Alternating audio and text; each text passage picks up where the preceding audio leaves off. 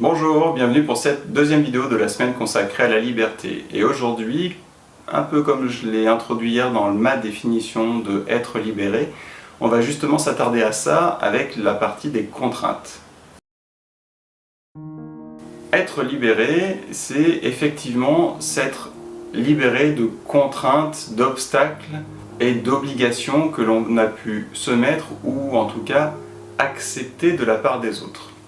Être libéré, c'est donc lié plutôt à l'aspect matériel de la vie et pas du tout à l'aspect spirituel. Au plus profond de nous, en notre fort intérieur, toutes les contraintes liées au monde matériel n'ont finalement pas d'existence et ne sont que des prétextes à vivre des expériences. Du coup, le côté contrainte, obligation est vraiment lié à ce monde matériel et c'est comme ça, de toute façon ça fait partie de la règle du jeu, tout va bien.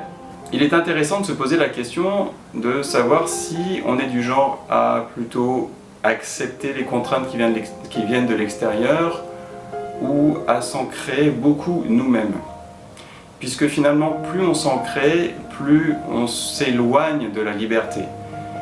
Puisque plus on se fixe de contraintes, d'obligations, plus on prend d'engagements forts, plus on complexifie notre vie, plus on empêche notre propre liberté, notre mouvement fluide, libre dans tout ça, puisqu'on se crée beaucoup de contraintes.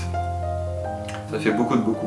Et je ne sais pas trop comment avoir ce recul sur moi pour savoir si justement je me crée beaucoup de contraintes ou pas. J'ai généralement l'impression de savoir quand je m'en crée,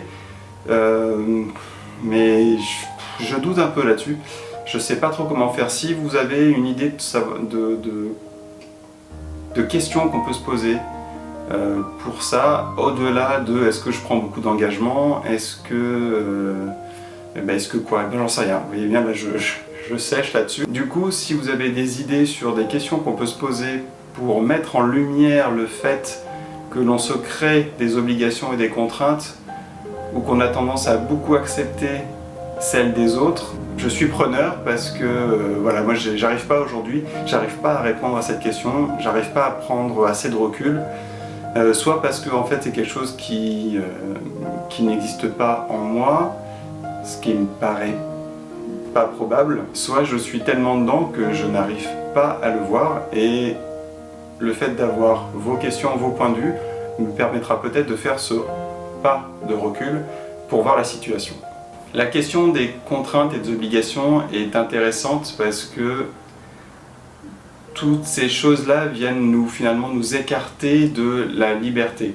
Pour quelle raison? Eh bien simplement parce que tous nos engagements que l'on considère comme étant des contraintes ou des obligations sont des choses avec lesquelles finalement on a du mal. On trouve qu'elles ne respectent pas nos besoins, nos envies. Et c'est un peu le problème avec toutes les règles, toutes les lois, toutes les choses qui viennent de l'extérieur qu'on ne comprend pas. On les subit parce qu'on n'a pas compris leur esprit, on ne comprend pas leur finalité, et du coup, tout ça, ça devient des contraintes, des obligations. Par ailleurs, la question aujourd'hui porte sur le fait de s'observer vis-à-vis de ces contraintes. Est-ce qu'on s'en crée nous-mêmes? Est-ce qu'on en accepte beaucoup venant de l'extérieur? Ou alors, est-ce qu'on arrive à s'en libérer, à s'en détacher? Est-ce qu'on sait le faire? Est-ce qu'on a plutôt tendance à s'en ajouter, à s'en enlever? Est-ce que ça s'équilibre? C'est tout un travail là-dessus. Je ne suis pas sûr d'avoir beaucoup aidé avec cette vidéo, mais bon, quoi qu'il en soit, je vous remercie de l'avoir regardée et je vous souhaite une belle journée. À demain!